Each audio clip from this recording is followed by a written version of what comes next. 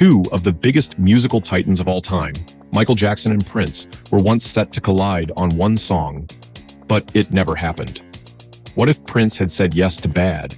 Would it have been legendary or a disaster? Would their rivalry have ended, or would it have exploded into something bigger? And could it have changed the course of pop music forever?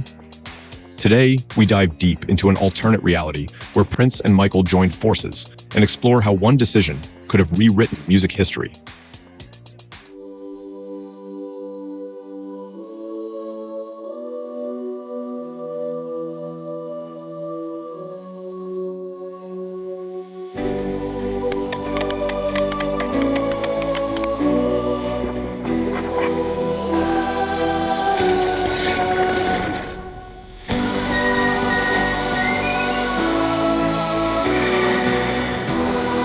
That's one small step for man.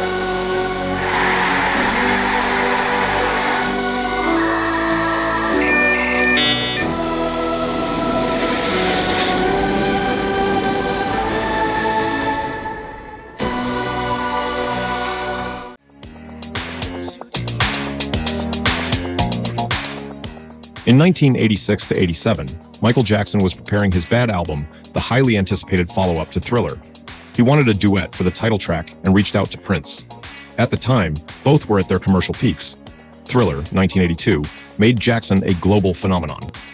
Purple Rain, 1984, turned Prince into a rock and pop icon. Both had different but equally dedicated fan bases. Prince famously turned the opportunity down, later revealing in interviews that he took issue with the first lyric, "Your butt is mine." He believed it would be ridiculous for either of them to sing that line to the other. More than that, Prince saw himself as a creative force separate from Jackson. He didn't want to be seen as a Michael Jackson feature, he was his own entity. But what if Prince had set aside his ego and accepted the offer?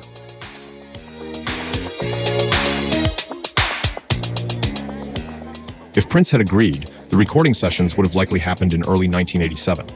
This would have meant several key changes. Power struggle in the studio. Prince and Michael had very different recording styles. Michael was precise, layered, and collaborative.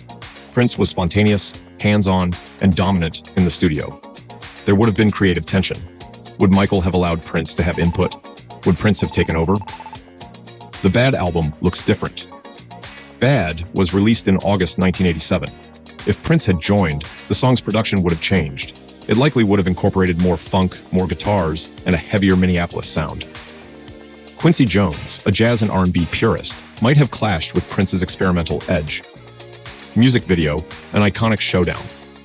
If Prince agreed to perform, the Martin Scorsese-directed Bad music video would have been entirely different. Instead of a street battle between Michael and Wesley Snipes, we'd have gotten Prince versus Michael.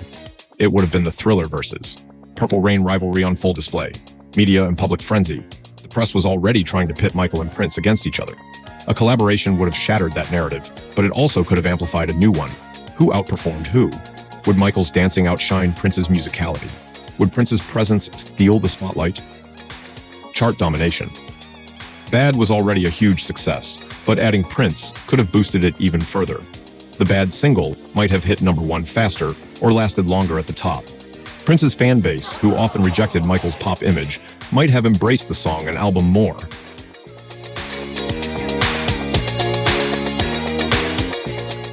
Prince was still riding high in the late 80s, but his career path took sharp turns. Sign of the Times, 1987, was critically acclaimed but less commercially successful than Purple Rain. Lovesexy, 1988, underperformed compared to his past work. Batman, 1989, was a massive comeback.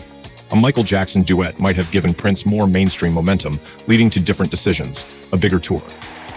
In reality, Prince's 1988 Lovesexy tour was extravagant but lost money. If Bad had featured him, demand for his solo tour could have increased, another duet.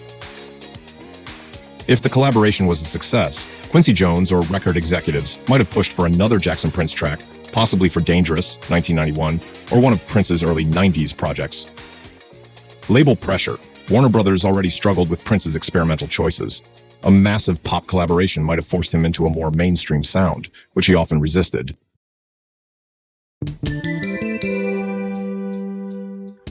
In the 1990s, Prince rebelled hard against the industry. He changed his name to an unpronounceable symbol in 1993. He battled Warner Brothers over artistic control. His sound became more niche and experimental. If Prince had aligned more closely with Michael Jackson's pop empire, would he have still waged war against Warner Brothers? Or would he have compromised more, staying within the industry's good graces? Possible changes. Alternative success. If Prince embraced more pop collaborations, his music might have been more commercially viable in the 90s. Albums like Diamonds and Pearls, 1991, and The Gold Experience, 1995, could have been even bigger. Relationship with Michael. If their duet led to friendship, would Prince have become part of Michael's inner circle? If so, he might have been a grounding influence during Michael's troubling mid-90s years. However, Prince's true nature suggests he would have eventually pushed back. He never liked being controlled or boxed in, and he might have rebelled even harder if he felt forced into the mainstream.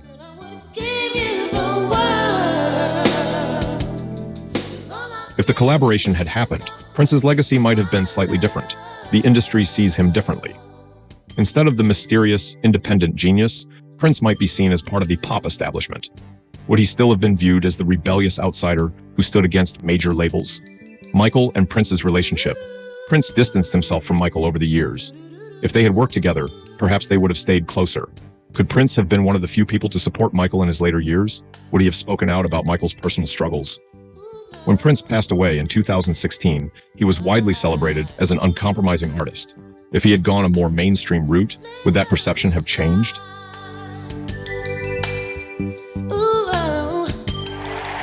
Best case scenario. The collaboration is massive, catapulting both artists even higher. Prince benefits commercially, leading to more success in the late 80s and 90s. The media stops the rivalry narrative, and both artists support each other's careers. Prince helps Michael in the 1990s, possibly steering him away from some of his more controversial decisions. Worst case scenario. The collaboration creates tension, and Prince and Michael's rivalry becomes real. Prince feels boxed in by pop expectations and rebels harder, leading to an even rockier industry relationship. The media plays up competition, making their dynamic toxic. Prince's iconic mystique is slightly weakened by being seen as part of the pop mainstream. Most likely outcome. Prince would have recorded the duet, but his artistic instincts would eventually pull him away from Jackson's pop empire. He likely would have benefited in the short term, but still fought against industry control in the 90s. His later career would remain mostly the same, but his mainstream legacy might have been slightly different, perhaps seen as more accessible, but less of an outsider. Ultimately, Prince was Prince. He would have found a way to remain unique, whether or not he ever sang, "Your butt is mine."